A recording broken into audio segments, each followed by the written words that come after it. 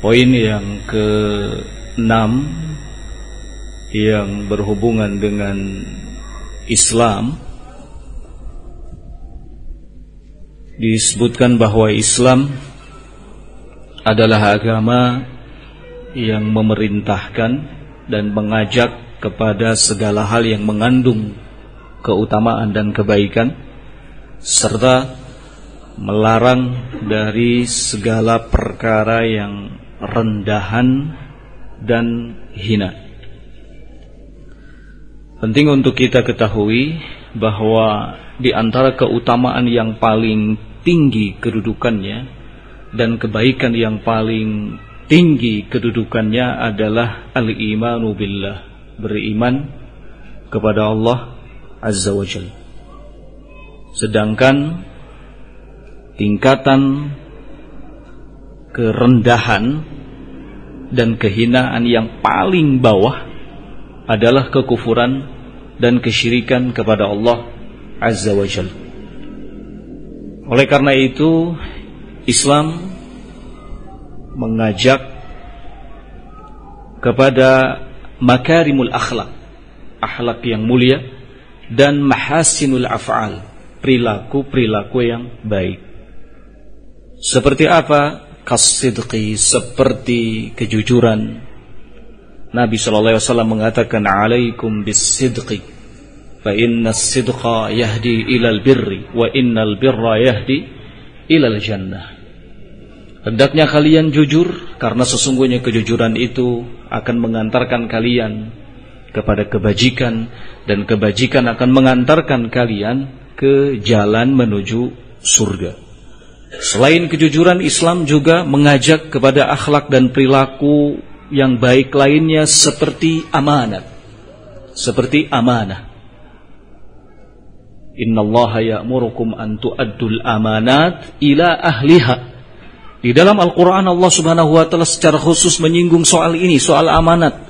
Allah memerintahkan kepada kalian agar menunaikan amanat dengan baik. Islam juga mengajak kepada para pemeluknya agar memiliki sifat malu.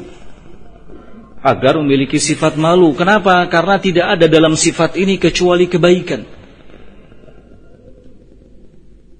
Fa innal haya, kata Nabi SAW, la ya'ti illa bi khair. Sifat malu itu tidak mendatangkan apapun kecuali kebaikan. Islam juga mengajak kepada perilaku afaf, menjaga kehormatan diri. Iffah, ini sesuatu yang selalu diminta oleh Nabi SAW dalam doanya. Allahumma inna nas'aluka al-huda wat-tuqa wal-afaf. Sesungguhnya ya Allah, kami memohon kepadamu petunjuk, memohon kepadamu at-taqwa, ketakwaan, dan memohon kepadamu al-afaf, sifat iffah, menjaga kemuliaan diri, tidak menghinakan dengan perbuatan-perbuatan yang buruk. Islam mengajak kepada akhlak al-karam, dermawan, sabar, kasih sayang, selalu memberi maaf kepada sesama. Selain itu, Islam juga melarang dari perbuatan-perbuatan akhlak perilaku yang tercela, seperti apa? Uququl walidain, durhaka kepada kedua orang tua. Dikecam, dilarang di dalam Islam. Bahkan mengucapkan saja kepada orang tua itu tidak diperkenankan di dalam Al-Quran. Wala taqul lahuma uffin. Jangan sekali-kali kamu mengatakan kepada keduanya uff, kata wala tanharhuma, jangan menghardik keduanya. Ini perbuatan yang secara tabiat saja tidak bagus. Semua agama mengecam tindakan yang seperti ini, durhaka kepada kedua orang tua. Jika semua agama saja seperti itu, maka Islam sebagai satu-satunya agama yang paling benar tentu yang terdepan dalam hal ini. Oleh karenanya perbuatan itu masuk dalam kategori dosa besar. Uququl walidain, durhaka kepada kedua orang tua. Islam juga melarang melakukan pembunuhan sesuatu yang dikecam di dalam Islam. Al-Quran berbicara soal itu. Man qatala mu'minan muta'ammidan fajaza'uhu jahannam khalidan fiha. Barang siapa yang membunuh seorang mukmin dengan sengaja, maka balasannya adalah jahannam. Dia kekal di dalamnya. Barang siapa yang membunuh satu jiwa manusia, maka seakan-akan membunuh semua jiwa manusia. Dan barang siapa yang menjaga kehidupan satu jiwa manusia, maka seolah-olah ia telah menjaga kehidupan seluruh manusia. Soal darah adalah soal yang betul-betul dijaga di dalam Islam. Dulu Nabi SAW mengatakan, inna dima'akum wa amwalakum wa a'radakum alaikum haram. Sesungguhnya darah kalian, kehormatan kalian, harta benda kalian haram. Darah tidak boleh ditumpahkan, harta benda tidak boleh dirampas, kehormatan tidak boleh dilanggar. La zawalud dunya, kata Nabi SAW, ahwanu indallah min qatli rajulin muslimin.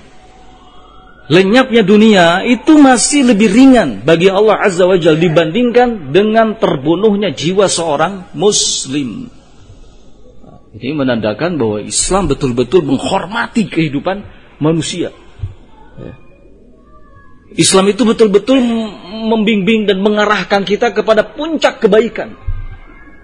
Kebaikan yang paling tinggi.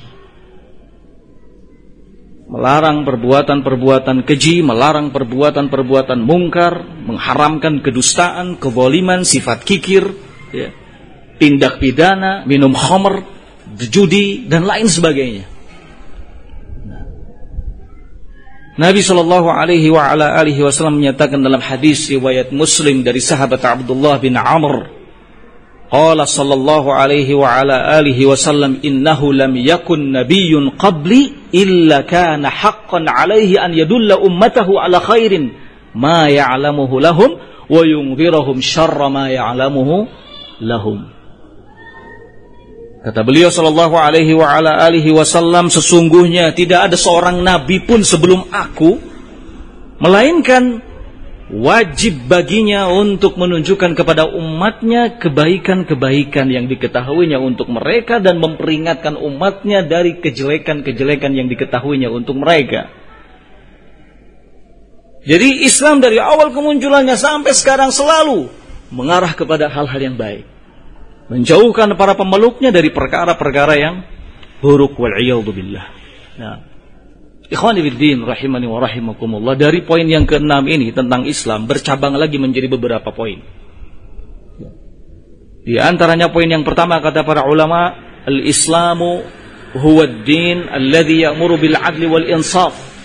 Islam itu adalah agama yang memerintahkan kepada sikap adil, proporsional, bijaksana. Di Quran surat An-Nahl ayat yang ke-90, Allah Subhanahu wa taala berfirman, innallaha ya'muru bil 'adli wal ihsan wa ita'i dzil qurba wa yanha 'anil fakhsya'i wal munkari wal baghi ya'idukum la'allakum tadhakkarun. Innallaha ya'muru bil 'adli wal ihsan. Sesungguhnya Allah Subhanahu wa taala memerintahkan untuk menegakkan keadilan dan kebajikan. Keadilan sesuatu yang dijunjung tinggi dalam Islam. Bicara soal adil dalam hal apapun, jawabannya ada di dalam Islam. Keadilan apa yang kita inginkan? Keadilan dalam urusan politik ada dalam Islam. Keadilan dalam urusan sosial ada dalam Islam. Keadilan dalam urusan ekonomi ada dalam Islam. Semua keadilan yang dibutuhkan oleh manusia, jawabannya ada di dalam Islam. Bagaimana tidak? Allah memerintahkan di ayat ini, innallaha ya'muru bil 'adli wal ihsan. Sungguhnya Allah menyuruh siapa? Menyuruh kalian, menyuruh manusia untuk menegakkan keadilan. Dibimbing dengan sedemikian rupa. Allah menyuruh untuk melakukan keadilan wal ihsan dan kebajikan. Menyambangi kerabat, bersilaturahim. Allah melarang kalian melakukan perbuatan-perbuatan keji, mungkar, melampaui batasan. Ya'idukum, Allah menyampaikan wejangan kepada kalian, la'allakum tadhakkarun, agar kalian selalu ingat. Tidak lepas kontrol, agar kalian selalu mawas diri dalam hidup. Kalau ingin selamat, kalau mau celaka silahkan bebas, tidak ada aturan. Karena Allah Subhanahu wa ta'ala ingin agar kita selamat, maka kita harus berjalan di atas dinul Islam, dinus salamah, din yang membawa kepada apa? Keselamatan sesuai dengan namanya. Islam juga diambil dari kata salam, salamah, keselamatan. Nah,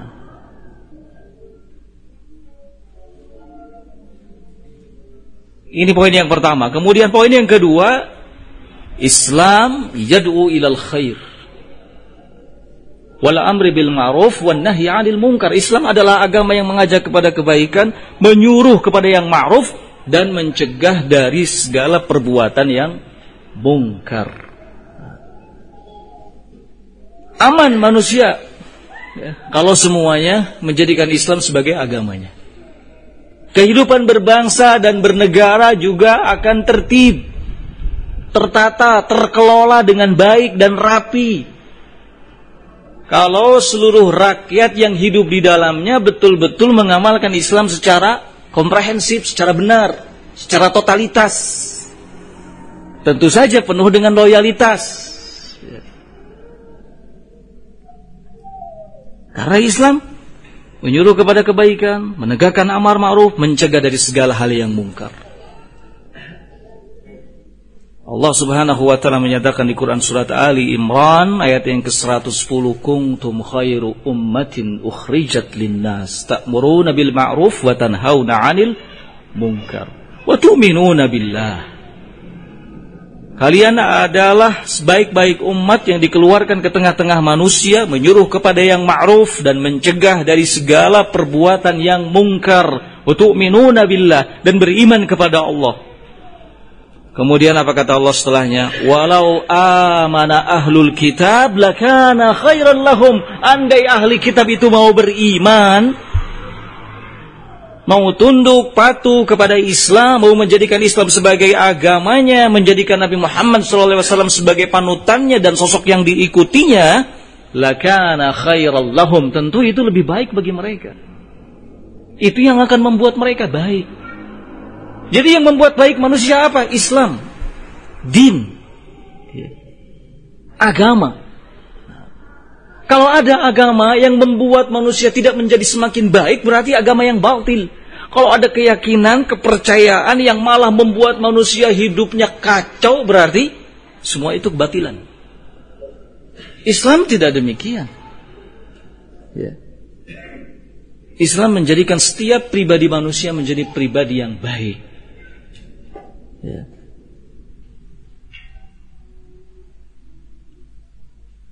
Oleh karenanya Islam mengajarkan untuk amar ma'ruf dan nahi mungkar. Tujuan utama yang diinginkan dari situ adalah keseimbangan, kebaikan.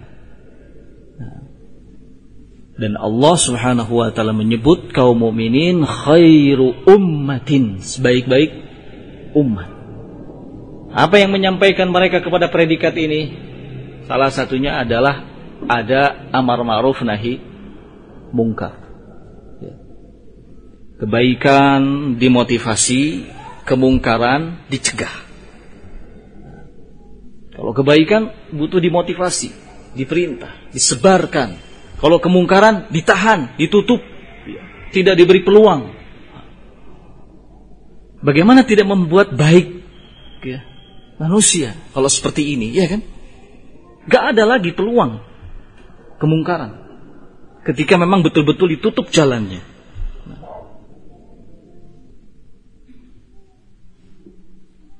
Ikhwani fiddin, kaum muslimin rahimakumullah.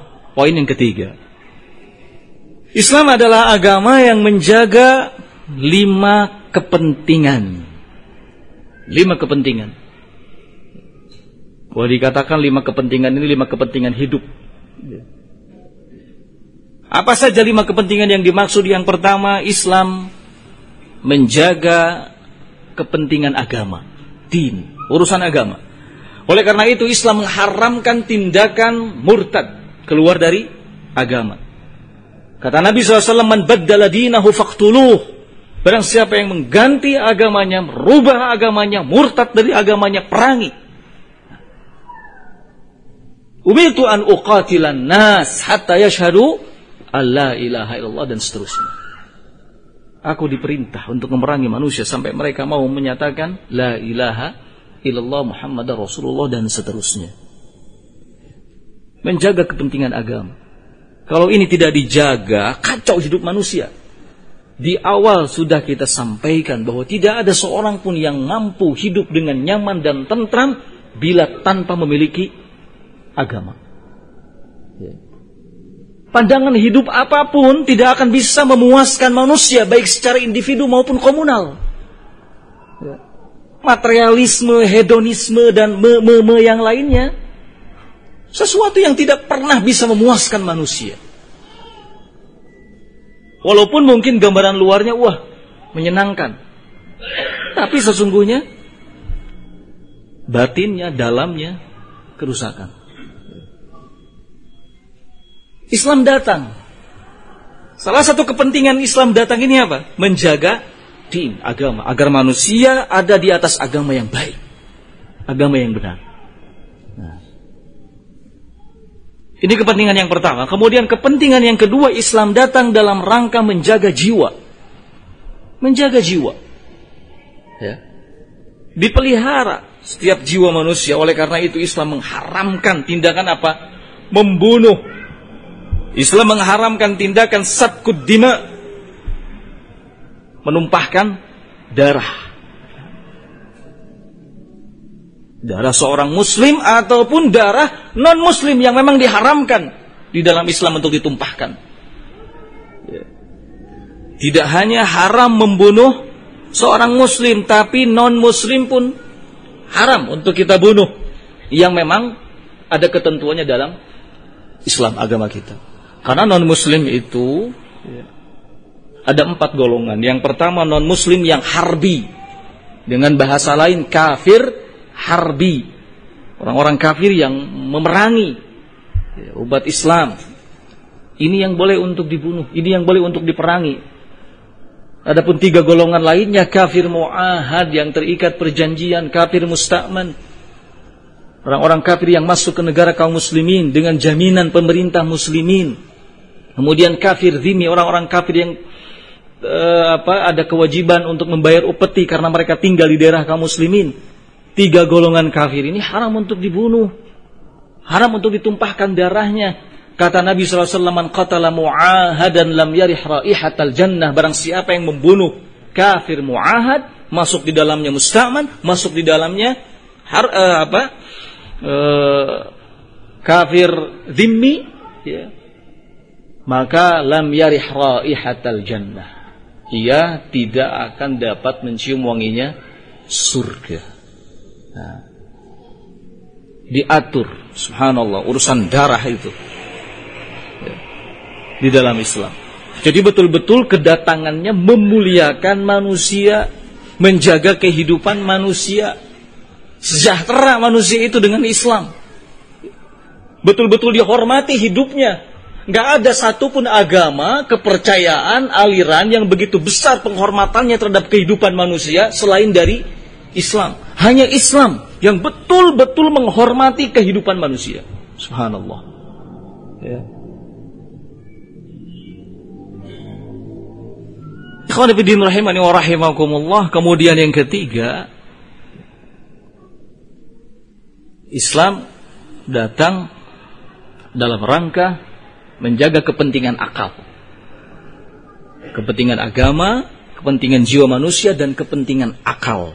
Subhanallah, akal dijaga oleh Islam. Makanya haram, ya, segala sesuatu yang memabukkan. Kullu muskirin haram. Setiap yang memabukkan itu haram, diharamkan. Innamal khamru wal maisiru wal ansabu wal azlamu rijsun min amali syaitan.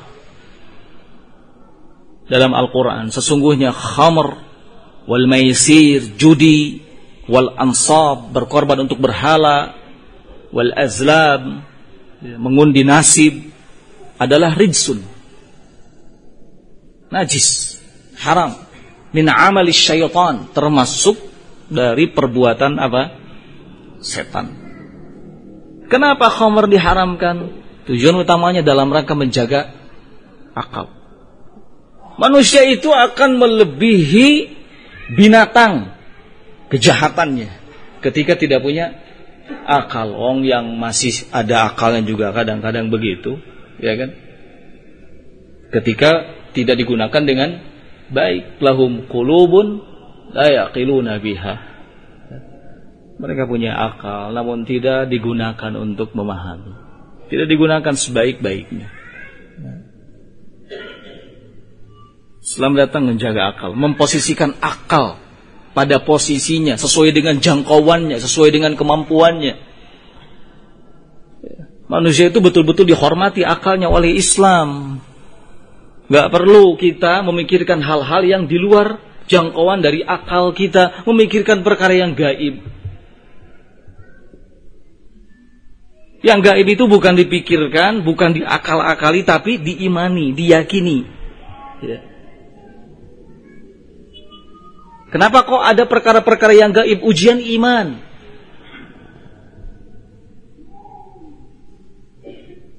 Dzalikal kitabu la raiba fihi hudal lil muttaqin alladzina yu'minuna bil ghaib. Al-Qur'an petunjuk bagi orang-orang yang bertakwa. Siapa sih orang-orang yang bertakwa? Sifat pertama yang disebutkan oleh Allah Subhanahu wa taala adalah alladzina yu'minuna bil ghaib.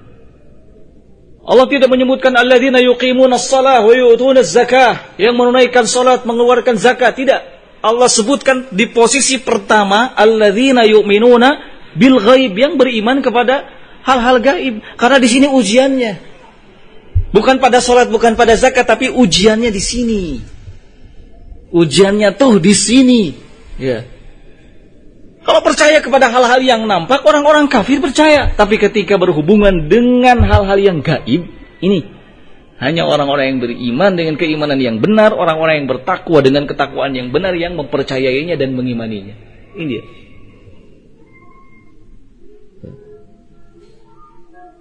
Jadi betul-betul dijaga, subhanallah, akal manusia itu dengan Islam. Ada batasannya. Tidak disuruh untuk memikirkan sesuatu yang di luar kemampuannya. La yukallifullahu nafsan illa wus'aha. Allah tidak membebani satu jiwa pun melainkan sesuai dengan kemampuannya. Nah. Kemudian yang keempat, ikhwan fillah rahimani wa rahimakumullah, Islam menjaga kepentingan harta. Kepentingan harta. Harta adalah sesuatu yang membantu manusia bisa hidup. Ya. Wasilah manusia bisa meramaikan dunia. Dalam rangka menjaga kepentingan ini, kepentingan harta, Islam mengharamkan tindakan apa? As-sariqah, mencuri. Ancam dalam Al-Quran, as-sariq was-sariqatu faqta'u aydiyahuma. Pencuri laki-laki, pencuri wanita, potong tangan keduanya.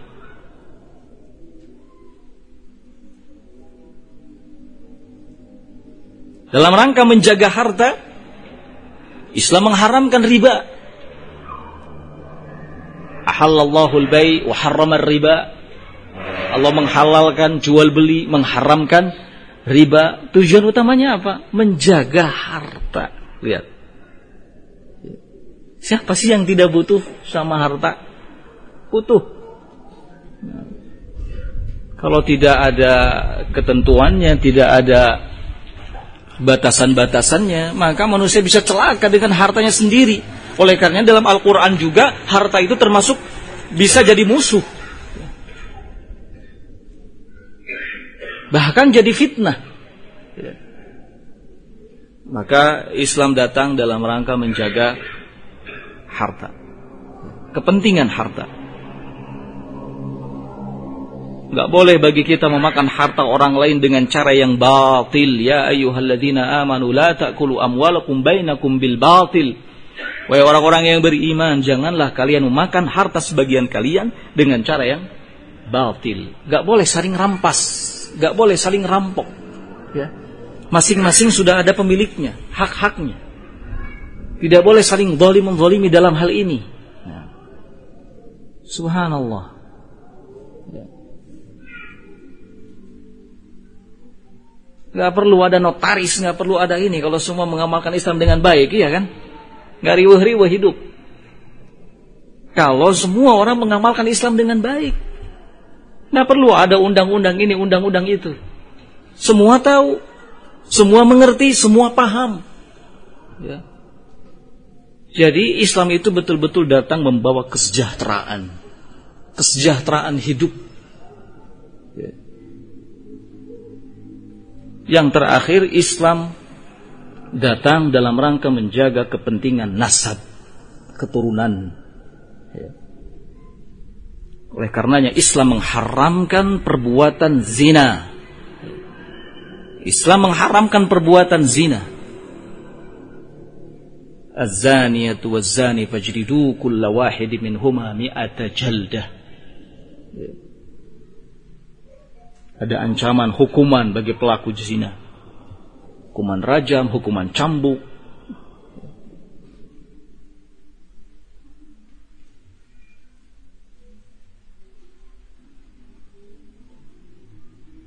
Kalau ada orang yang melegalkan zina, hubungan di luar nikah, berarti orang ini memang punya misi merusak Islam. Merusak Islam. Waspada. Kiblatnya kemana? Ateis. Komunis. Sudah pasti itu.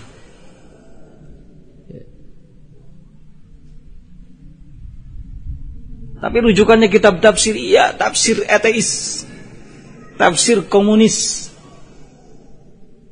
Nah. Orang yang dijadikan rujukan dalam tafsir yang melegalkan zina, hubungan di luar nikah, itu ateis. Orang yang menghina Allah bahkan, menghina Rasulullah. Apalagi kalau bukan komunis, ateis, kafir.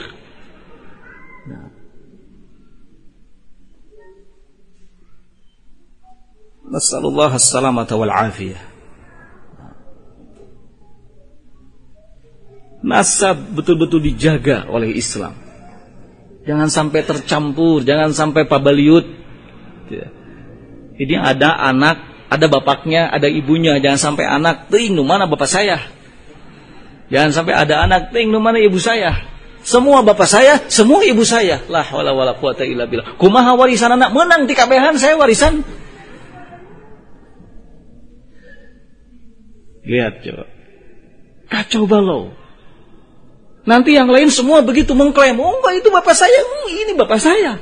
Akhirnya satu, anaknya banyak, enggak jelas. Terjadi pertumpahan darah. Terjadi kekacauan dalam hidup.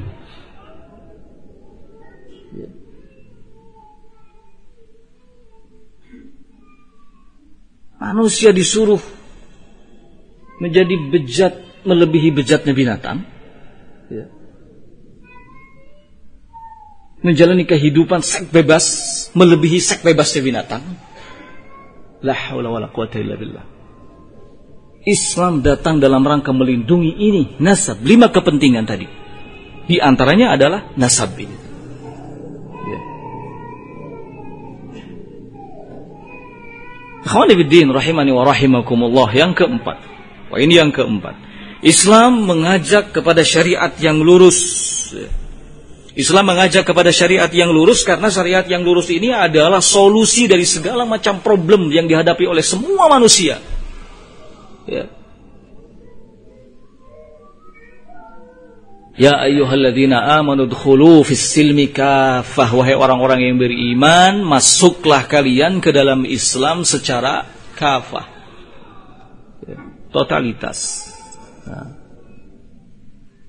Islam mengajak kita kepada syariat yang lurus, paripurna.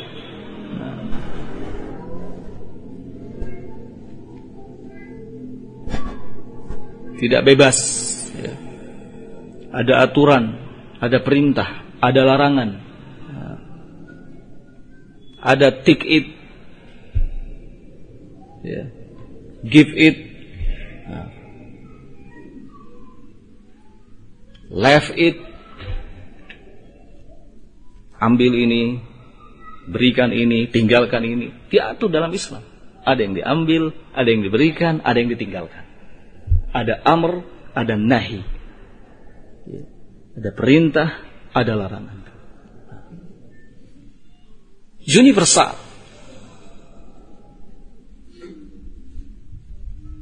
Satu-satunya jalan kalau kita ingin selamat, berpegang teguh kepada Islam.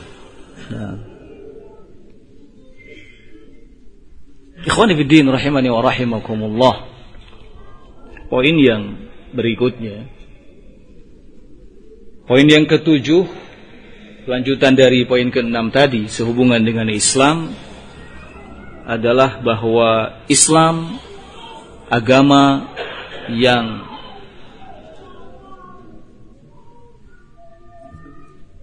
cocok, selaras dengan ilmu pengetahuan. Dengan ilmu pengetahuan. Tidak bertolak belakang. Karena Islam itu dinul ilmi. Islam adalah agama yang penuh dengan muatan-muatan ilmu. Agama yang ilmiah. Bagaimana tidak dikatakan ilmiah? Agama ini datang dari sisi Allah yang menciptakan semua manusia, bukan buatan seseorang. Ya. Kalau buatan seseorang mungkin saja ada beberapa hal yang tidak mengandung muatan-muatan ilmiah. Ya. Sekian puluh persennya mengandung muatan ilmiah, tapi dominannya tidak ilmiah. Itu buatan orang. Karena Islam ini datang dari sisi Allah Subhanahu wa taala, maka penuh dengan nuansa ilmu. Ya. Dinul ilm. Oleh karena itu, Nabi SAW memerintahkan agar kita menuntut ilmu. Thalabul ilmi fardhatun ala kulli muslimin. Menuntut ilmu adalah wajib bagi setiap muslim. Dan muslimah tentu saja masuk ke dalamnya. Karena kalau lihat dari teks hadis, hanya sampai muslim saja, tidak disebutkan muslimah. Thalabul ilmi fardhatun ala kulli muslimin. Wajib bagi setiap muslim. Bahkan dimotivasi oleh Nabi SAW dalam banyak hadis, bahkan di dalam Al-Quran. Allah memuliakan ilmu, memuliakan para pemilik ilmu. Ini sudah menjadi bukti yang cukup konkret, yang menunjukkan bahwa Islam itu perhatiannya luar biasa terhadap ilmu, ada hubungannya dengan ilmu. Islam adalah dinul ilmi. Ya.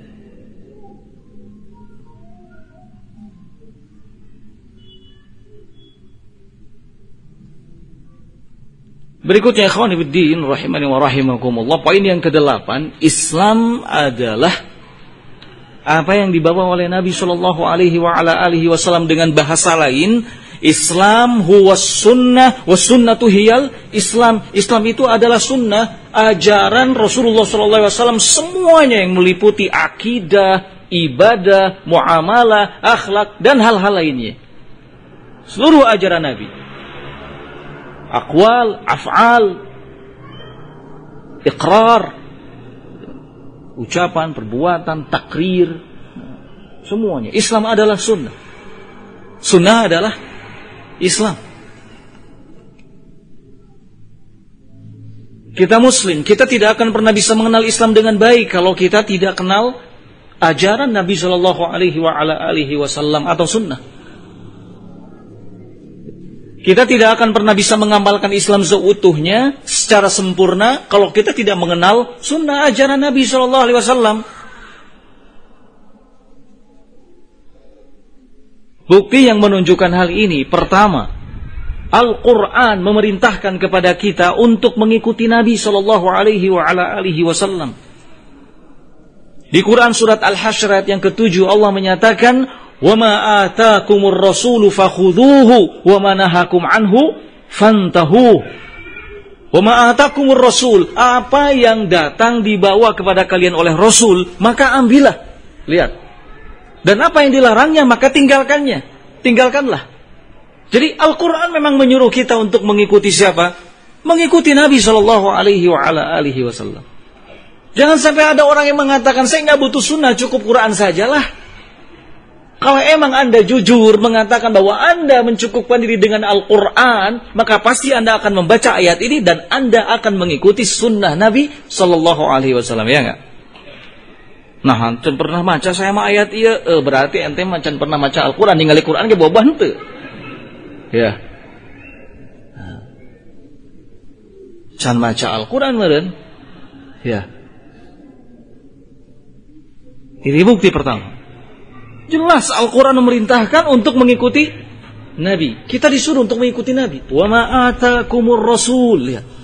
Apa yang dibawa, diajarkan oleh Rasul, ambil. Yang dilarangnya, tinggalkan. Bukti yang kedua, di dalam Al-Quran, ketaatan kepada Rasul itu disandingkan dengan ketaatan kepada Allah Azza wa Jalla. Ya.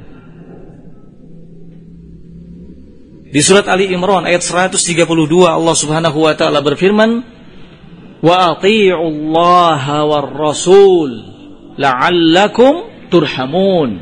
Lihat. Wa athi'ullaha war rasul, dan taatilah Allah dan taatilah Rasul, disandingkan. Ketaatan kepada Allah dan ketaatan kepada Rasul. Taatlah kepada Allah, taatlah kepada Rasul, la'allakum turhamun, agar kalian dirahmati.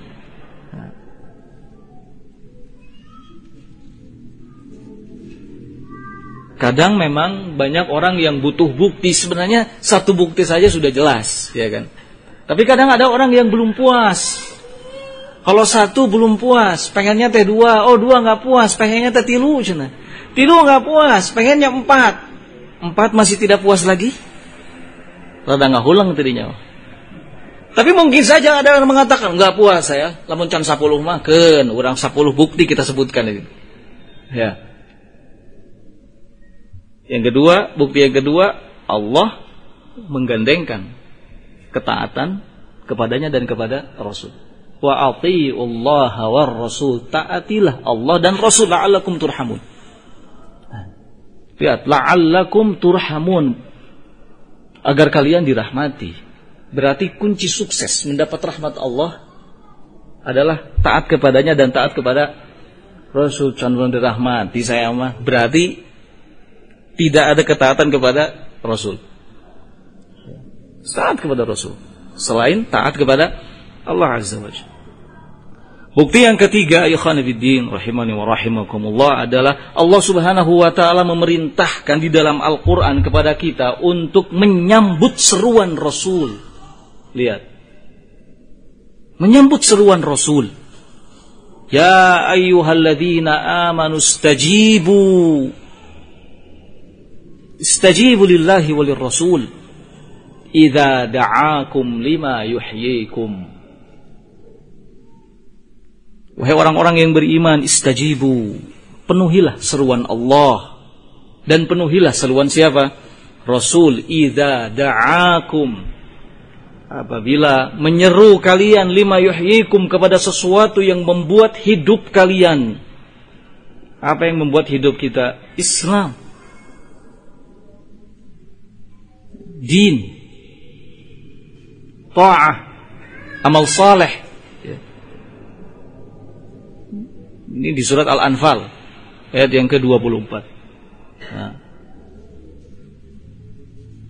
Penuhi seruan Allah, penuhi seruan Rasul sallallahu alaihi wasallam. Lihat, secara khusus disebutkan seruan Allah, seruan Rasul.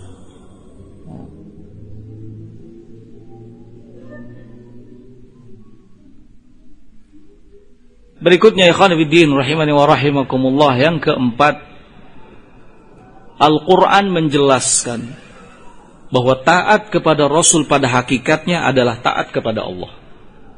Taat kepada Rasul pada hakikatnya adalah taat kepada Allah. Di surat An-Nisa ayat yang ke-80 Allah Subhanahu wa taala menyatakan, "Wa may yuti'ir rasul faqad ata'a Allah." Yuti'ir rasul faqad ata'a Allah. Barang siapa yang taat kepada Rasul, maka sungguh ia telah taat kepada siapa? Allah. Kapan seseorang dikatakan taat kepada Allah? Kalau dia taat kepada Rasul. Ya. Taat kepada Rasul itu kayak apa? Taat kepada Rasul mengamalkan semua ajarannya, sunnahnya. Sekalipun berat, memang berat. Bahkan Nabi SAW sudah memberitahukannya kepada kita soal beratnya itu. Inna min waraikum ayyamas sabr, di hadapan para sahabat-sahabatnya. Sesungguhnya di belakang hari, di kemudian hari nanti, ada ayyamus sabr, ada hari-hari yang butuh kepada kesabaran. Was-sabru fihi mithlu qabdin 'alal jamar. Kesabaran yang dibutuhkan pada saat itu persis seperti menggenggam bara api. Berat. Kenapa? Gelombang manusia itu sudah mulai meninggalkan sunnah Nabi SAW, ajaran Nabi SAW. Berat. Bagaikan menerjang batu karang. Sudah disinggung dari sejak dulu oleh Nabi SAW. Di belakang hari, di kemudian hari nanti akan ada hari-hari yang butuh kepada kesabaran. Kesabaran di dalamnya seperti menggenggam bara api. Panas, tapi harus digenggam tetap. Kalau sampai dilepaskan, membakar. Bahaya. Pegang. Lil'amil fihi ajru 50. Orang yang betul-betul berpegang teguh di hari tersebut kepada ajaran Nabi SAW, maka akan mendapatkan pahala sebanding dengan 50 orang yang melakukan hal yang sama. 1 banding 50. Kata para sahabat, dari kalangan mereka? Tidak, kata Nabi, tapi justru dari kalangan kalian. 50 orang dari kalangan kalian, bukan dari kalangan mereka sendiri. Besar pahalanya. Ya. Karena besarnya pahala itu selalu disesuaikan dengan besarnya ujian, besarnya cobaan. Inna 'idhamal jaza, sungguhnya besarnya pahala itu akan disesuaikan dengan 'idhamul bala, besarnya ujian.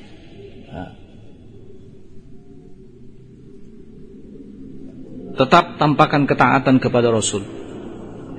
Karena pada hakikatnya itu adalah ketaatan kepada Allah Azza wa Jalla. May yuti'ir Rasul faqad ata Allah. Bukti yang kelima, ikhwan fillah rahimani wa rahimakumullah. Di dalam Al-Qur'an Allah Subhanahu wa taala menjelaskan bahwa tanda benarnya kecintaan kepada Allah adalah dengan mengikuti Rasulullah sallallahu alaihi wa ala alihi wasallam. Ayat ma'ruf dalam Al-Qur'an surat Ali Imran 31, kata Allah Subhanahu wa taala, "Qul in kuntum tuhibbunallaha fattabi'uni yuhibbukumullah wa yaghfir lakum dzunubakum." Qul in kuntum tuhibbunallah, katakanlah jika kalian cinta kepada Allah, fattabi'uni, ikutilah aku. Maksudnya ikuti Rasulullah sallallahu alaihi wa ala alihi wasallam. Yuhibbukumullah, niscaya Allah akan mencintai kalian. Bahkan bukan hanya itu saja, wa yaghfir lakum dzunubakum, Allah pun akan mengampuni dosa kalian. Kata para ulama, hadhil ayah hiya ayatul imtihan. Ayat ini adalah ayat ujian. Ujian apa? Ujian soal kecintaan. Kecintaan kepada siapa? Kepada Allah. Karena banyak orang yang mengklaim cinta kepada Allah, namun tidak melakukan sesuatu yang bisa mewujudkan hal itu. Kalau cuma klaim kan mudah, ya enggak? Dan tidak setiap klaim dibenarkan. Kata Nabi SAW, kalau seandainya setiap klaim itu dibenarkan, niscaya di antara kalian ada yang mengklaim darah saudaranya. Bahaya, bisa jadi terjadi pertumpahan darah. Maka tidak setiap klaim dibenarkan. Apalagi zaman sekarang, zaman di mana banyak orang bisanya cuman mengklaim, hanya sebatas da'awa.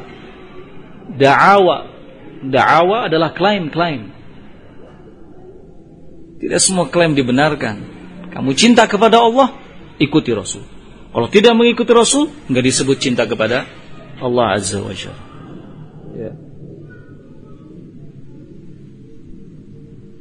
Dalam cinta kepada hal yang lain pun kita butuh membuktikan diri, ya kan? Bahwa kita mencintainya.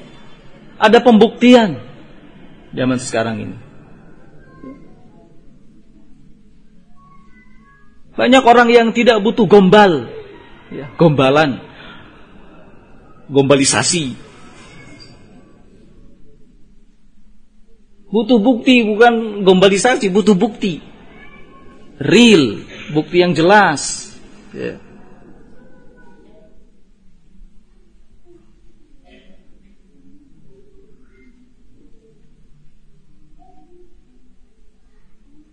Kata Nabi sallallahu alaihi wa ala alihi wasallam, al-bayyinah 'alal mudda'i.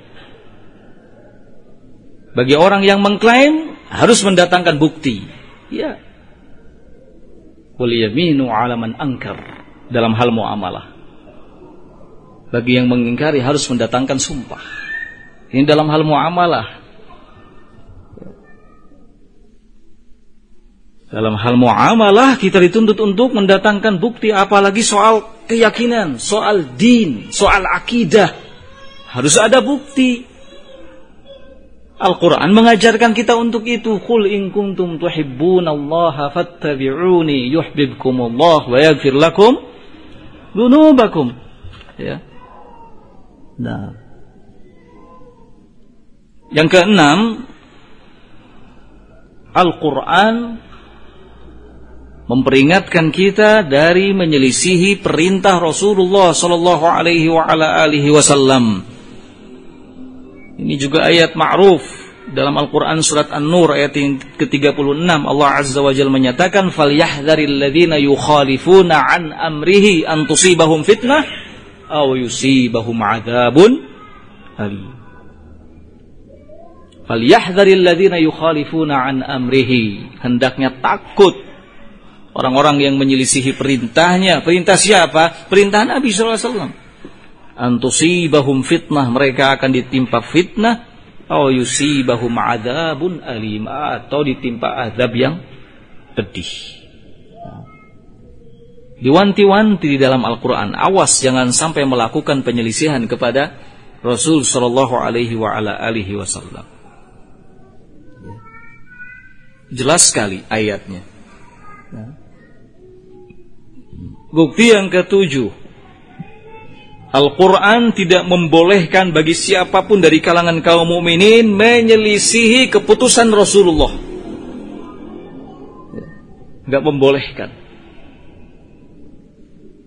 Di Quran surat Al-Ahzab ayat yang ke-36 Allah Subhanahu wa taala berfirman, "Wa ma kana lil mu'minin wala mu'minatin idza qadallahu wa rasuluhu amran an yakuna lahumul khiyaratu min amrihim."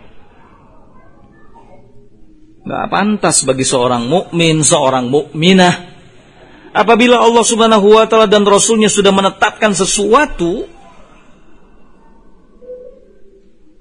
kemudian memiliki pilihan lain, ya, mencari alternatif lain dari urusannya yang sesuai dengan hawa nafsunya. Jangan. Keputusan Rasul itu ya, bukan alternatif, tapi sesuatu yang harus dijadikan sebagai pegangan utama. Ya. Islam bukan soal pilihan, tapi harus dijadikan sebagai pegangan utama.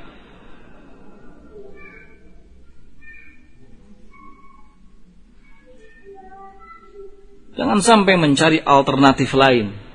Ya. Apa yang ditetapkan oleh Allah dan Rasul itu yang terbaik. Nah, Allah melarang mencari alternatif lain selain sunnah Nabi Shallallahu Alaihi Wasallam. Sunnah berat, cari alternatif lain lah. Jangan sunnah. Cukup saja dengan Al-Quran. Tidak bakalan cukup. Yang menjelaskan Al-Quran saja siapa? Nabi Muhammad Sallallahu Alaihi Wasallam. Bagaimana seseorang bisa mencukupkan diri dengan Al-Quran? Ya. Islam itu bukan Al-Quran saja, tapi Islam itu Al-Quran dan Sunnah. Ya.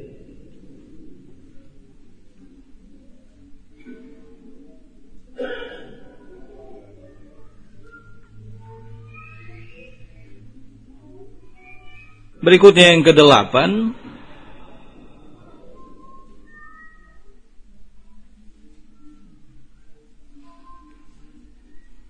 Al-Quran menjelaskan bahwa maksiat kepada Rasul adalah kesesatan yang nyata.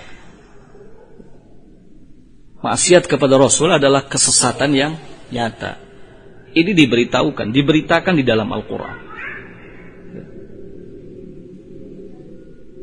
Di surat Al-Ahzab ayat yang sama, ayat yang ke-36, Allah Subhanahu wa taala berfirman, "Wa may ya'sillaha wa rasulahu faqad dhalla dhalalan mubina." Lihat.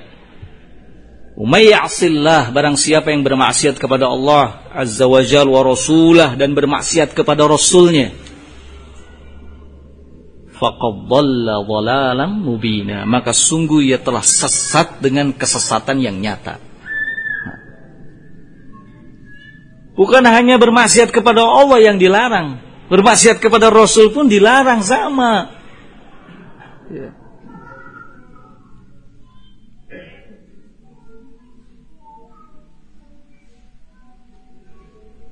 Bermaksiat kepada Allah menyebabkan seseorang sesat dengan kesesatan yang nyata. Bermaksiat kepada Rasul pun sama. Karena yang dibawa dan didatangkan oleh Rasul Shallallahu Alaihi Wasallam juga pada dasarnya datang dari sisi Allah. Inni wa utitul Quran wa mithlahu ma'ahu. Sungguhnya aku telah diberikan Al-Quran dan yang serupa atau yang semisal dengannya, yaitu sunnah. Wa ma yantiqu 'anil hawa in huwa illa wahyun yuha. Dia tidak berbicara dari hawa nafsunya. Apa yang disampaikannya hanyalah wahyu semata. Ya. Wahyun yuha, wahyu yang disampaikan oleh Allah Azza wa Jalla.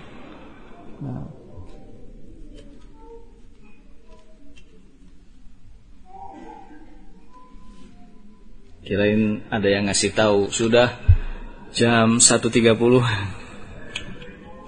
setengah 2. Baik. Ada fakta pertanyaan ini wah.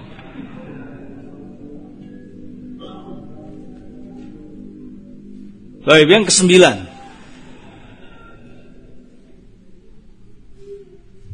Al-Quran, ikhwan fiddin rahimani wa rahimakumullah, kembali menjelaskan bahwa melakukan penyelisihan kepada Rasul dengan sengaja adalah kekufuran. Melakukan penyelisihan kepada Rasul dengan sengaja adalah kekufuran. Kalau diperhatikan dari awal sampai terakhir itu berat semuanya, ya. Artinya betul-betul bahwa Islam itu gambarannya adalah sunnah Rasulullah SAW. Kalau bukan sunnah Rasul, bukan Islam.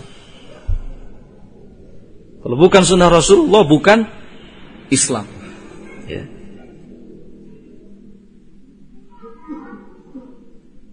Apa yang dikemukakan tadi, Al-Quran yang berbicara. Soal perintah untuk mengikuti Nabi, soal ketaatan Rasul disandingkan dengan ketaatan kepada Allah. Soal perintah untuk memenuhi seruan Rasul ada dalam Al-Quran. Ya. Soal ketaatan kepada Rasul dikatakan sebagai pada hakikatnya taat kepada Allah, itu juga ada dalam Al-Quran. Soal bukti kebenaran cinta kepada Allah dengan mengikuti Rasul, Al-Quran juga mewanti-wanti agar jangan sampai melakukan penyelisihan terhadap Rasul.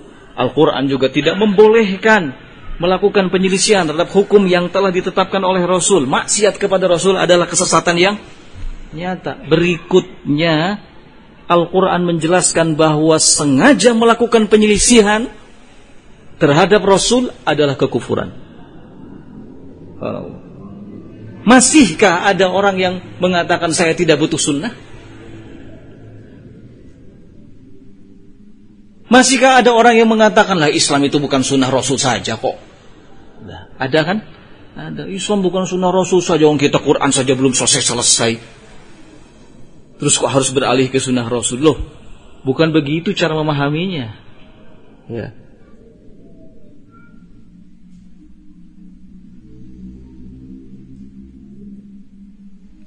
Di dalam Al-Quran surat Ali Imran ayat yang ke-32, Allah Subhanahu wa taala berfirman, "Qul athi'ullaha war rasul."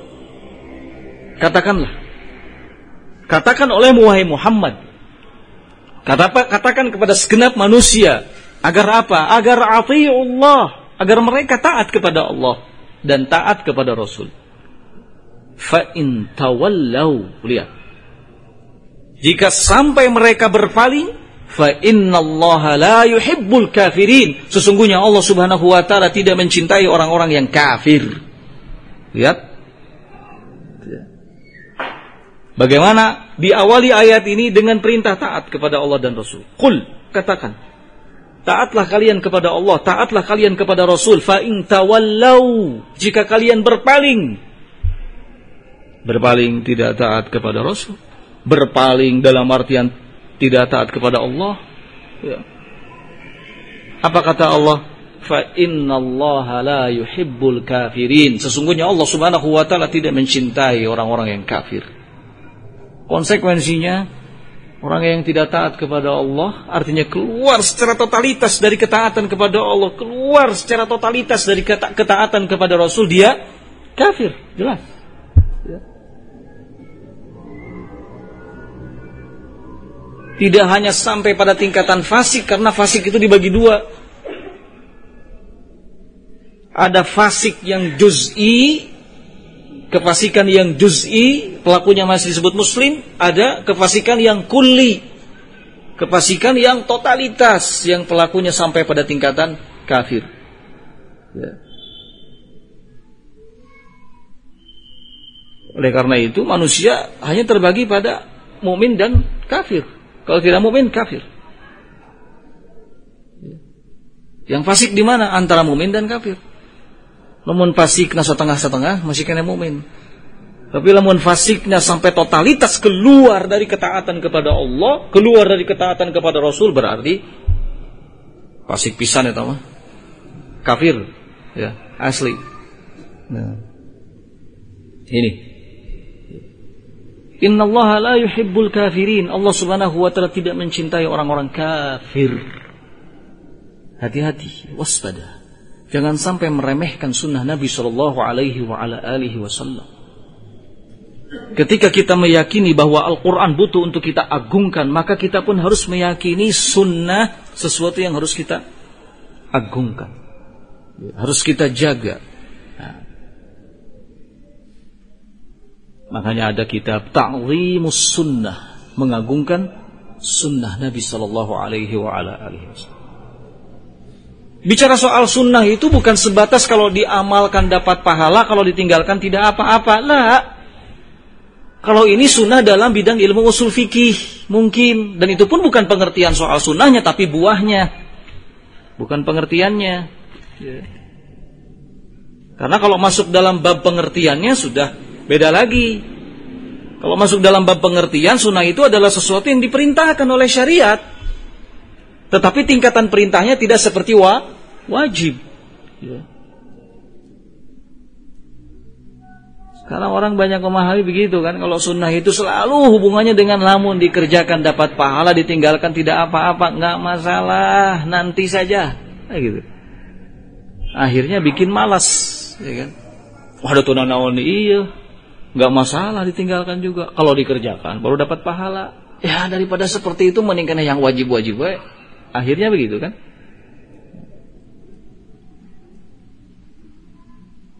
Dari pengertian memberikan definisi tentang sunnah saja sudah salah kan gitu. Kalau mau mendefinisikan sunnah, maka sunnah itu sesuatu yang diperintah. Ma'umira bihi syari, sesuatu yang diperintahkan oleh syariat. Laisa ala wajhil ilzam, tetapi bukan sebuah keharusan untuk mengerjakannya seperti yang wajib. Kalau soal diperintahnya mah sama, yang wajib diperintah, yang sunnah juga diperintah. Nah, tapi ini dalam bidang ilmu usul fikih. Kalau bicara sunnah dalam artian secara umum, maka sunnah itu adalah Islam itu sendiri. Ajaran Rasul yang meliputi akidah, manhaj, akhlak, muamalah, semuanya. Bahkan kalau kita menelaah kitab-kitab, banyak sekali kitab-kitab akidah tapi judulnya sunnah. As-Sunnah Libni Mandah, karya Ibnu Mandah. as-sunnah lil imami Ahmad, as-sunnah libni imami Ahmad, sunnah karya Ibnu Manda, kitab sunnah karya Imam Ahmad, kitab sunnah karya putra Imam Ahmad. Isinya apa? Soal ibadah? Bukan. Isinya apa? Soal fikih? Bukan. Soal apa isinya? Soal akidah. Soal keyakinan. Soal barang siapa yang mengatakan Al-Quran adalah makhluk maka dia kafir. Itu soal apa? Kalau bukan keyakinan. Ya. Soal akidah. Tapi judulnya apa? Sunnah. Syarhus Sunnah karya Imam Al-Barbahari. Soal apa? Akidah. Ya. Jadi kita orang Islam ketika mendengar bahasa kalimat sunnah, ya harus jauh jangkauannya. Makanya tadi dikatakan bahwa Islam itu adalah sunnah, sunnah itu adalah Islam. Nah,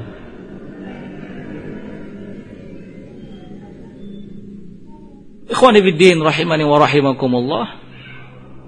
Berikutnya yang ke-10, bukti yang ke-10,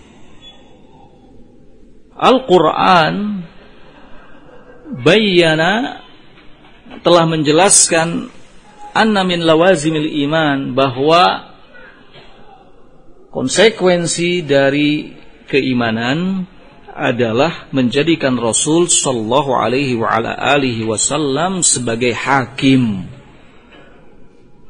Sebagai hakim dalam perkara yang diperselisihkan.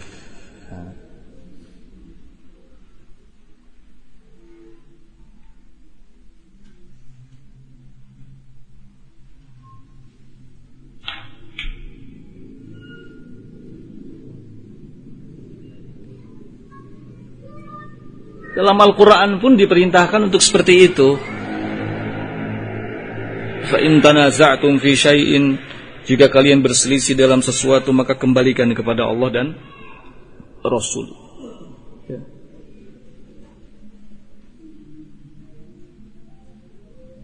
Di surat An-Nisa ayat yang ke-65 Allah Subhanahu wa taala juga menyatakan dengan jelas, fala wa rabbika la yu'minun. Lihat bagaimana ayat ini diawali dengan kata-kata fala wa rabbika la yu'minun. Fala wa rabbika, sekali-kali tidak, demi Rabbmu, la yu'minun, mereka semua tidaklah dikatakan beriman. Lihat, diawali dengan kalimat ini, la yu'minun. Mereka tidak dikatakan beriman hatta yuhakkimuka, sampai mereka mau menjadikan engkau wahai Muhammad sebagai hakim fima syajara bainahum, dalam perkara yang mereka perselisihkan. Thumma la yajiduna fi anfusihim harajan mimma qadaita wa yusallimu taslima. Kemudian mereka tidak mendapati ada keberatan dalam dirinya atas apa yang telah engkau putuskan, wa yusallimu taslima, dan mereka senantiasa menerima sepenuh hati, berserah diri. Jelas sekali kan bahwa ketundukan, penerimaan kepada segala ketetapan keputusan Rasul, menjadikan beliau sebagai hakim dalam perkara yang diperselisihkan adalah konsekuensi dari keimanan. Kalau enggak begitu, enggak disebut beriman. Ayat ini diawali dengan kata-kata fala wa rabbika, bahkan dengan sumpah. Lihat, ada takkid, ada penguat di situ. Fala wa rabbika, demi Rabbmu. Satu kata kalau diawali dengan sumpah, ini menunjukkan penekanan yang luar biasa. Ya. Serius, tegas, lugas. Fala wa rabbika, demi Rabb, la yu'minun, mereka tidaklah dikatakan beriman sampai mereka mau menjadikan engkau wahai Muhammad sebagai hakim. Kalau kita tidak mengikuti sunnah Rasul sallallahu alaihi wa ala alihi wasallam dalam berislam, kita tidak akan pernah bisa menjadikan Rasul sebagai hakim. Ya. Kita telah menyalahi aturan. Aturannya kalau kita berislam, kalau kita beriman, harus menjadikan Rasul sebagai hakim. Ya. Yang seperti ini sudah diamalkan oleh generasi manusia ya dari sejak dulu. Nah, mereka menjadikan Rasul sebagai hakim. Bahkan ada seorang Yahudi dulu berdebat dengan seorang munafik. Berdebat, bertikai soal sesuatu. Si Yahudi inginnya ini urusan kita bawa ke hadapan Rasul saja, ke hadapan Muhammad. Yahudi. Kenapa begitu? Karena si Yahudi tahu, Muhammad jujur. Muhammad itu tidak menerima riswah, tidak menerima suap. Jujur, Yahudi tahu. Yahudi ingin berhukum kepada apa yang ditetapkan oleh Nabi Muhammad sallallahu alaihi wasallam. Uniknya si munafik malah enggak begitu. Kata si munafik, "Lah, kita selesaikan saja urusan ini di hadapan Ka'ab." Ya. Di hadapan salah seorang tokoh Yahudi. Nah, enggak usah kepada Muhammad, kita selesaikan saja di hadapan tokoh Yahudi. Munafik, unik kan?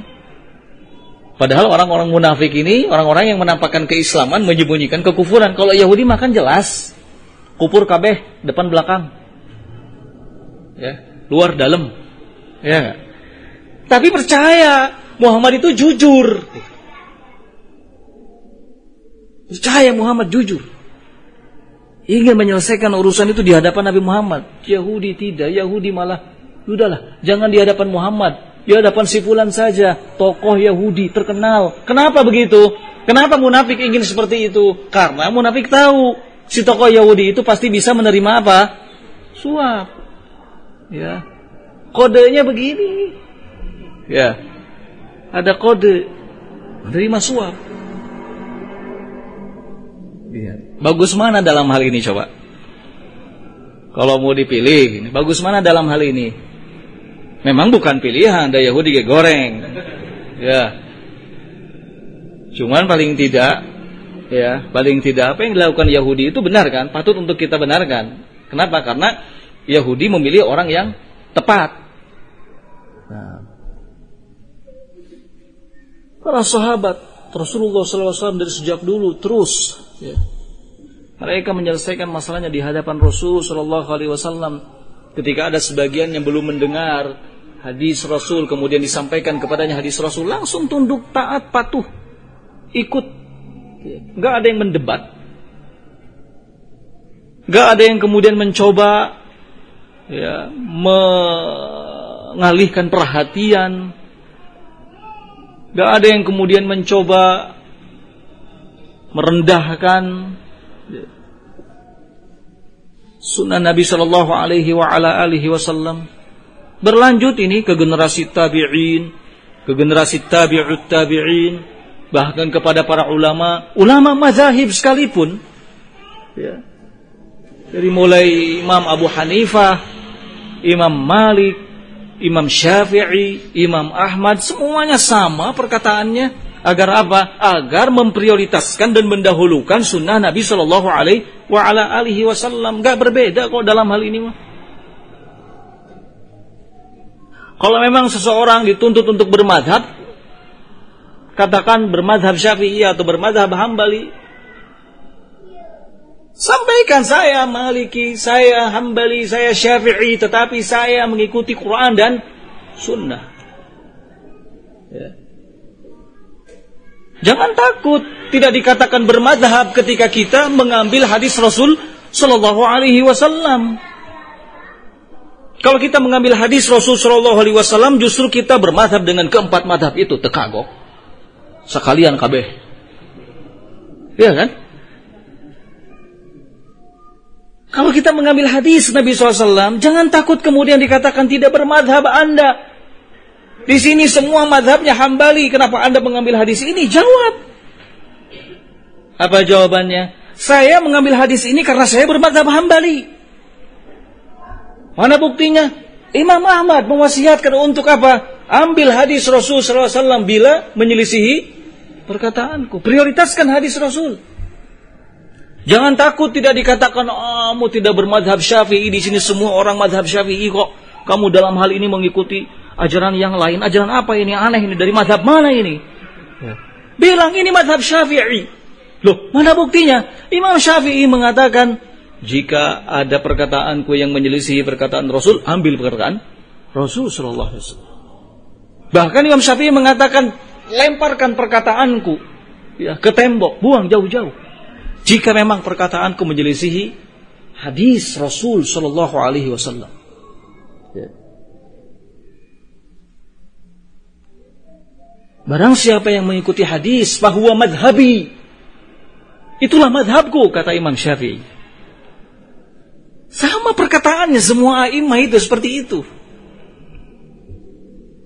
Justru ya, kalau Anda memang mengaku bermadhab Syafi'i tapi Anda tidak mengikuti hadis Nabi SAW ini, Anda hanya klaim semata tanpa bukti. Karena gitu. Sekarang tuntut balik. Sekarang Anda bermadhab apa tuh kita mah? Ya. Madhab Syafi'i saya mana? Anda tinggalkan hadis ini. Saya sanksi sama Anda. Lalu gitu. Madhab apa yang Anda pegang? Nah. Semua a'immah itu wasiatnya sama kok. Ya. Jadi kalau mau bermadhab, bermadhablah dengan baik dan benar. Gimana caranya? Ikuti Al-Quran, ikuti sunnah Rasul sallallahu alaihi wa ala alihi wasallam. Nah. Jadi sekali lagi kita kembali kepada masalah yang ke-10. Buktinya adalah bahwa Al-Quran menjelaskan di antara konsekuensi keimanan adalah menjadikan Rasul sebagai hakim. Fala wa rabbika la yu'minun.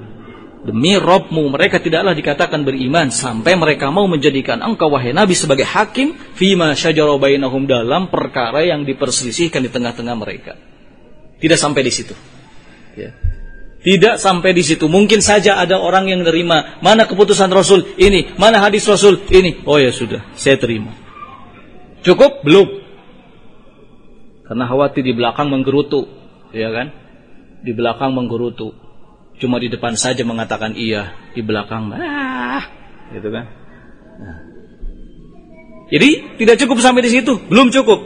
Apa selanjutnya? Tsumma la yajiduna fi anfusihim harajan. Kemudian mereka tidak mendapati rasa berat dalam dirinya atas apa yang telah diputuskan oleh Rasul Shallallahu Alaihi Wasallam. Nerima, oh iya. Ini hadisnya, oh iya. Setelah itu dia berusaha untuk mengamalkan. Tidak ada rasa berat. Ya. Gak ada rasa berat. Sami'na wa ata'na. Kami mendengar, kami taat. Tunduk, patuh. Naam, ini hadis Rasul. Naam. Saya akan berusaha mengamalkannya. Nah, begitu. Ini ketetapan Rasul. Iya. Saya akan ambil ketetapan ini. Saya akan amalkan. Begini. Wa yusallimu taslima. Kemudian berserah diri sepenuh hati. Inilah Islam. Inilah apa? Islam kalau menurut bahasa kita kan begitu. Wa yusallimu taslima. Kalau menurut bahasa kita, inilah Islam. Gitu. Kalau Allah Subhanahu wa taala menyatakan wa yusallimu taslima, kemudian mereka menampakkan penyerahan diri. Apa kalau bukan Islam penyerahan diri itu, ya enggak? Jadi kalau begitu Islam apa? Islam itu sederhana saja. Ya, apa? Menjadikan Rasul sebagai hakim dalam perkara yang dipersisihkan, kemudian tidak berat terhadap keputusan Rasul. Inilah Islam. Berarti Islam apa? Islam adalah sunnah Nabi sallallahu alaihi wasallam. Dan sunnah Nabi adalah Islam, selesai. Ya.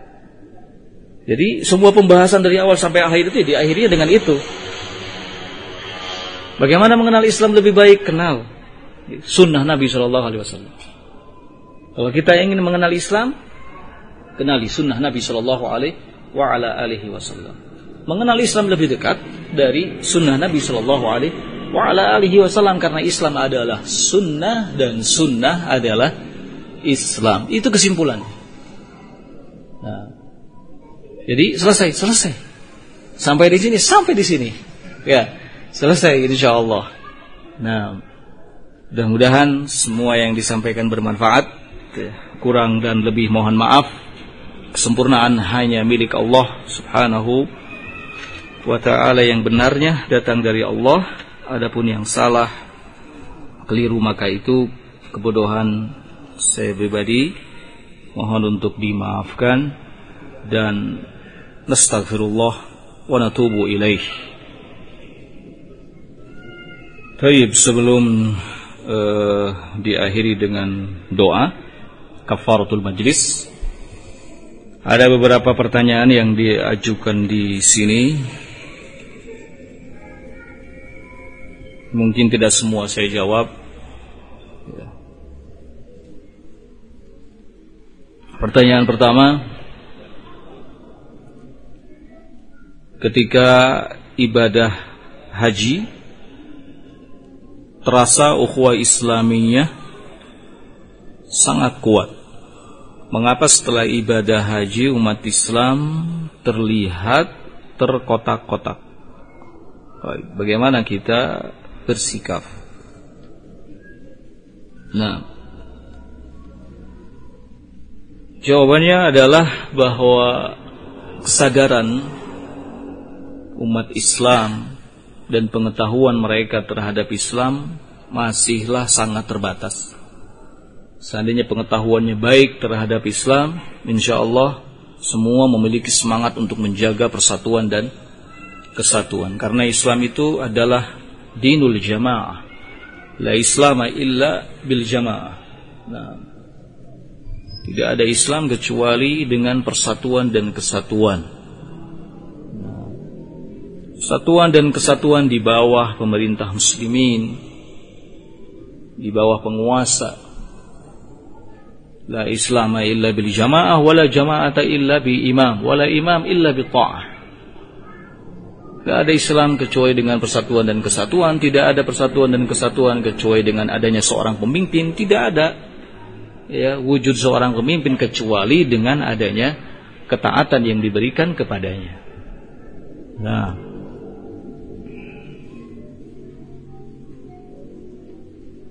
dalam banyak hadis Nabi Shallallahu Alaihi Wasallam menghasung kepada kita untuk menjaga persatuan dan kesatuan. Nah,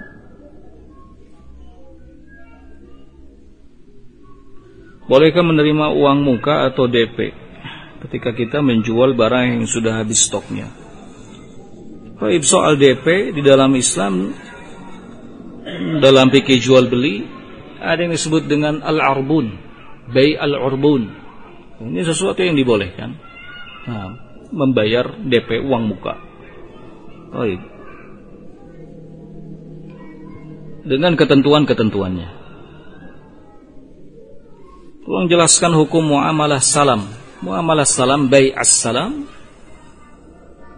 adalah bay yang sistemnya menyegerakan penyerahan barang, kemudian uangnya diserahkan belakangan. Nah, bay as-salam, bay yang dibolehkan dengan ketentuan-ketentuannya. Bolehkah kita menjual barang orang lain yang sudah ada barangnya, namun berbeda harganya? Dia mempunyai motor, lalu kita tawarkan motor tersebut. Harga motor tersebut dari si A 1 juta, dan si A bilang dari maksudnya bagaimana ini? Ya, yang jelas mungkin menjualkan barang milik orang lain. Nah, menjualkan barang milik orang lain. Baik. Ya. Ini hal yang dibolehkan. Orang punya barang, stok barang banyak, butuh pedagang, penjual, ya, kemudian menetapkan harga. Ini harga produsen sekian, silahkan kamu jual dengan harga sekian. Ada nilai lebihnya. Harga konsumen sekian, tidak masalah. Ya. Nah, bagaimana cara lita'arafu? Apakah hanya segolongan atau semua muslim? Nah, seluruh muslimin. Ya. Seluruh muslimin adalah saudara. Al-muslim lil muslim kalbunyan, bagaikan satu bangunan yang saling menguatkan antara satu dengan yang lainnya. Nabi SAW juga mengajarkan untuk afsyus salam, menyebarkan salam. Alaman arafta wa alaman lam ta'rif, kepada yang kamu kenal dan kepada yang tidak kamu kenal. Kepada muslimin. Ini bagian dari ta'aruf. Ya, saling mengenal, sekalipun ya saling mengenal dalam artian tidak secara resmi memperkenalkan nama asal, ya, nama asal, nomor rumah, alamat, ya. Sekedar ketemu, jabat tangan, assalamualaikum, kita tahu dia seorang muslim, ini sudah ta'aruf, bahwa kita tahu dia seorang muslim. Adanya saling sapa dengan kata salam itu menunjukkan bahwa orang yang kita jumpai dia seorang muslim. Kita mengenalinya dengan kata apa? Salam. Nah, standar pendidikan bagi anak, apakah harus seimbang antara pendidikan yang bersifat duniawi dengan pendidikan agama? Misal anak hanya belajar agama tapi mengesampingkan pendidikan formal, di mana pendidikan formal zahir pendidikannya akan diterima berupa ijazah, yang notabene ijazah bisa diperlukan sebagai salah satu syarat mendapatkan pekerjaan. Tidak juga ya. Saya kurang setuju kalau dikatakan bahwa ijazah menjadi salah satu syarat mendapatkan pekerjaan. Banyak orang yang ijazahnya nggak berguna tapi punya pekerjaan yang mumpuni, melebihi orang-orang yang punya ijazah. Ya, nggak bisa kalau klaim seperti ini. Ya, kita bisa berbuat, kita bisa bekerja, kita bisa membuat sesuatu, berkarya tanpa membutuhkan modal apa? Ijazah. Modal itu bukan ijazah. Apa modal? Uang modal itu, bukan ijazah. Antum punya ijazah kamana wae oge mau bisa muka pekerjaan. Tapi kalau antum punya bekal, modal, ya, mau, insyaallah bisa berkarya.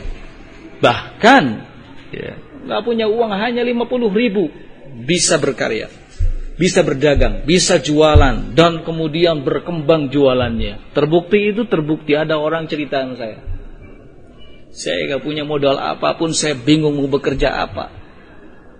Di saku cuma punya 50.000, bayangkan. Di saku cuma punya 50.000. Setiap kali pulang yang dilihat itu adalah gerobak milik tetangganya. Dilihat terus, dibayangkan kalau saya punya gerobak itu akan saya gunakan dengan sebaik mungkin. Itu kebetulan gerobak sudah tidak dipakai gitu. Terus saja, ya, ada. Setiap pulang rumah dilihat terus, dilihat terus. Oh, subhanallah, dengan kesabarannya akhirnya, ya, bukan karena tetangga ngelihat dia terus ngeliatin dan memperhatikan itunya, bukan. Tetangganya nggak tahu, ya. Tapi dia bersungguh-sungguh. Ini 50.000 ini harus menjadi sesuatu. Walhasil Allah Subhanahu Wa Taala mudahkan jalannya. Didatangi sama tetangganya itu, Kang mau jualan mau? Kalau mau jualan tuh ada gerobak saya. Tapi pas saya punya 50.000, pinjam dulu nih, saya punya apa mangkok banyak, sok jualan. Jualan apa? Mau jualan bakso, mau jualan batagor, mau jualan apa, sok silakan. Akhirnya bismillah, tawakkal ala Allah, jualan. Bahkan diberi pinjam dulu modalnya. Dari 50.000 cukup naon. Ya, akhirnya dikasih pinjam tambahan. Subhanallah, jalan dia dengan penuh kesabaran, tawakkal ala Allah. Ya. Bismillah, tawakkal ala Allah, ini ibadah. Nah, jalan. Oh, mulai ramai pembeli, ramai. Subhanallah. Uang pinjam itu bisa dikembalikan lagi, bahkan gerobak bisa dibeli, ya, sak mangkok-mangkoknya semua dibeli. Berkembang sampai dengan hari ini jualan. Bukan ijazah. Ini, ya. Nah, terus gimana soal pendidikan anak? Apakah yang agama yang lebih ini atau pendidikan duniawi? Agama. Ya. Pendidikan agama, kita prioritaskan pendidikan itu. Kalau soal duniawi, kita semuanya diberi apa? Pikiran, diberi kekuatan oleh Allah Subhanahu Wa Taala untuk berkarya, untuk mengembangkan sesuatu. Nah, diberi kesempatan untuk itu oleh Allah Subhanahu Wa Taala. Kita yakin bahwa setiap orang yang hidup itu ada jaminan rezeki dari Allah Azza wa Jalla. Orang tua kita dulu, apa mereka punya ijazah, Kang? Gak ada. SD saja banyak yang gak tamat kok. Tapi subhanallah bisa menghidupi kita. Luar biasa kan? Hidup terus, malah berkembang perusahaannya. Dulu mah nggak ada modal ijazah. Ya. SD nggak tamat. Tapi subhanallah bisa hidup. Bisa berkembang, bisa menopang kehidupannya dengan baik. Bahkan kesuksesannya melebihi orang-orang sekarang. Nah, ini. Jadi prioritas utama kita apa? Pendidikan din sama anak-anak. Sudah, pendidikan din. Ini prioritas kita. Pendidikan agama. Bahkan sekarang tidak perlu khawatir. Ini sekarang sedang katanya ya menurut berita itu pesantren-pesantren yang non formal sekarang ini akan diwadahi dengan baik. Bebas mereka menentukan mata pelajaran terserah ya, dan mereka akan diberi kesempatan untuk ikut ujian, bukan paket A, paket B, paket C, paket yang lainnya, enggak, tanpa paket. Ikut ujian tanpa paket. Tapi ini masih digodok terus ya. Namun yang jelas tanpa kita perhatian kepada hal itu, kita harus yakin bahwa pendidikan agama untuk anak itu jauh lebih penting. Ya. Tidak salah kalau ada kata-kata man arada dunya fa alaihi bil ilmi, perlu punya ilmu, ya, ilmu din. Ilmu dunia mah gampang, ngelihat sedikit tanpa belajar bisa.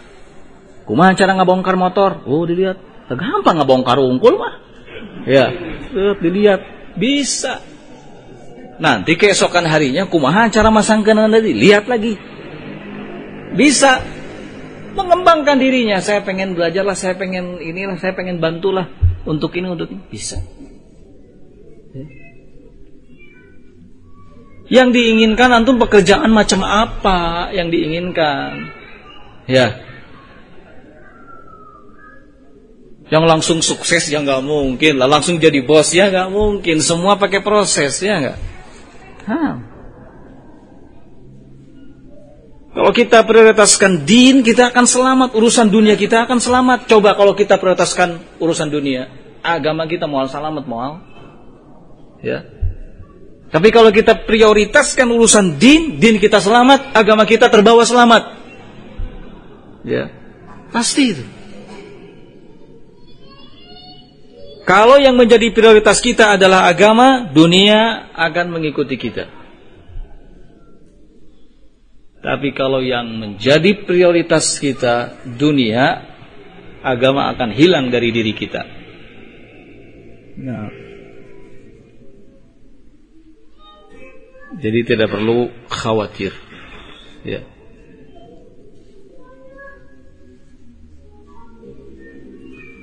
Apakah persoalan-persoalan kekinian baik dalam ekonomi, politik, keamanan dan agama bisa diselesaikan dengan metode salaf, metode atau manhaj orang-orang terdahulu yang saleh? Mereka ikhwan fillah rahimani wa rahimakumullah adalah orang-orang yang telah lebih awal hidup ya dari kita. Nah, mereka telah melewati segala halnya. Jangan berpikir, oh dulu nggak ada urusan ekonomi, dulu nggak ada urusan politik, dulu nggak ada urusan agama. Lah, jadi sejak awal mula munculnya kehidupan dunia ini, di situ sudah ada soal ekonomi, soal politik, ya, soal sosial ada. Makanya dalam Islam ada siyasah syar'iyah, ada politik syar'i. Kemana mengacunya? Kalau bukan kepada amalan orang-orang terdahulu, bagaimana? Ya, cara mereka mengelola soal politik, mengelola soal ekonomi, soal sosial. Nah, dan Islam jawabannya sudah ada dalam din Islam semuanya. Nah, jadi akan terselesaikan dengan baik. Ya, akan terselesaikan dengan baik kalau kita berislam dengan keislaman yang baik dan benar. Nah. Adakah MLM yang dibolehkan multi level marketing? Nggak boleh, sudah jelas.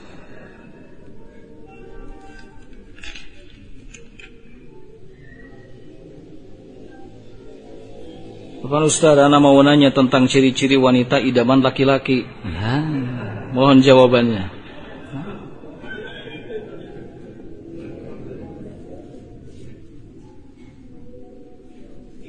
Wanita idaman laki-laki, wanita yang soleh, ya, zat jamal, memiliki kecantikan, nasabnya baik, ya, akhlaknya baik, agamanya baik, wadud, bisa melahirkan banyak anak, walud, kemudian juga wadud, penyayang.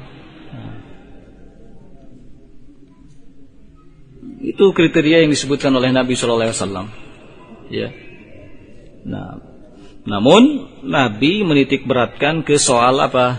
Din. Ya.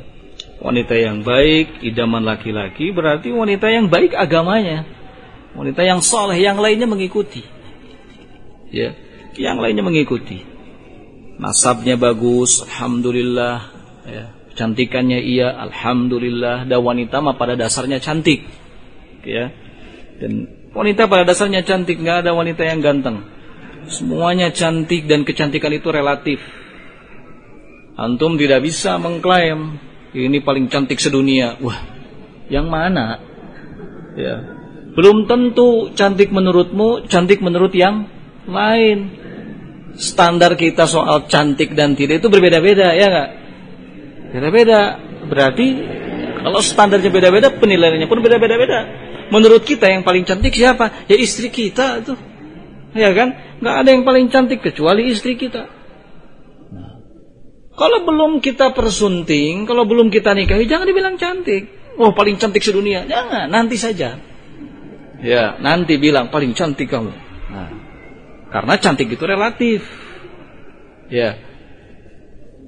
Jadi wanita idaman laki-laki ada wanita yang salihah, ya, baik agamanya. Nah,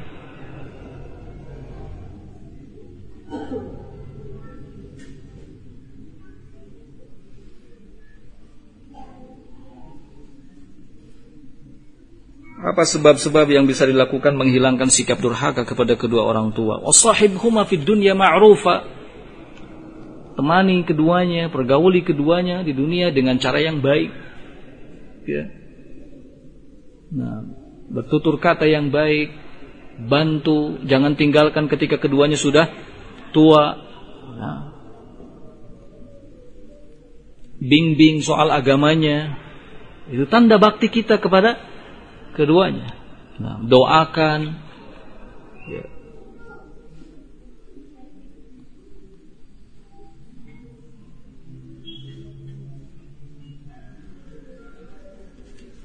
Insyaallah sampai di sini. Ya. Wallahu taala a'lam bis-shawab. Subhanakallahumma wa bihamdik asyhadu an la ilaha illa anta astaghfiruka wa atubu ilaik. Walhamdulillahirabbil alamin. Wassalamualaikum warahmatullahi wabarakatuh.